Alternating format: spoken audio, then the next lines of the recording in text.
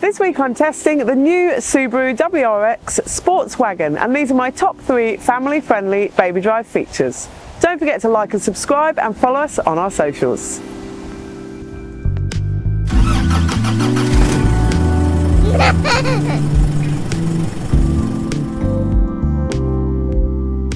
Number 1 is the boot of the WRX Sportswagon. It's really big and you can easily fit a twin pram in here with lots of shopping around it. Number 2 is a legroom in the WRX Sportswagon. It is fantastic. We found that 2 Infasecure child seats fit in the back, and with rear-facing child seats installed, then a 186cm passenger can fit in front.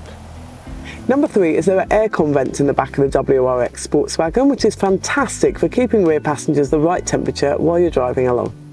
I have loved driving the WRX Sportswagon with my family this week. To see the full review, go to BabyDrive.com.au.